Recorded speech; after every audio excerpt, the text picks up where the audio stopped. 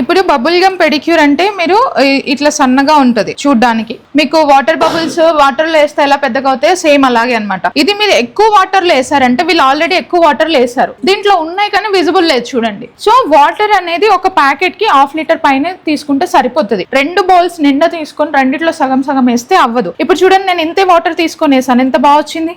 So ఇది ఏంటంటే ఒక మంచి క్లెన్స్ పర్పస్. ఇప్పుడు ఇలా పెట్టిన ఫీల్ కి ఇది లేకుండా ఒట్టి వాటర్ లో పెట్టిన ఫీల్ కి డిఫరెన్స్ ఉంటది కదా. సో ఆ ఫీల్ కోసం అన్నమాట ఇది, ఓకేనా. సో మనం బబుల్స్ అనేది ఇట్లా నీట్ గా వచ్చి మనకి ఫీల్ బాగుండాలి, మసాజ్ చేయించుకోవాలి అంటే మీకు ఆ వాటర్ అనేది కొంచెం క్వాంటిటీ తక్కువ తీసుకుని ప్యాకెట్ వేసుకోండి, ఓకేనా. 1/2 లీటర్ పైన తీసుకుంటే ఈ ప్యాకెట్ కి ఫుల్ గా మీకు ఇంత వచ్చేది యాక్చువల్ గా, వీళ్ళు ఫస్ట్ డివైడ్ చేయకపోతే. ఓకే, కొంచెం వాటర్ లో వేస్తే ఇలా ఎక్కువ వస్తుంది అనమాట.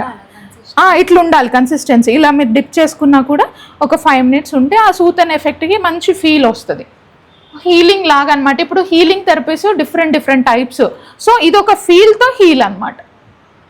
మైండ్ హీలింగ్ చేస్తాం కదా, బాడీ అట్లా రిలాక్సేషన్. సో ఇదొక రకమైన ప్రాసెస్, ఓకే.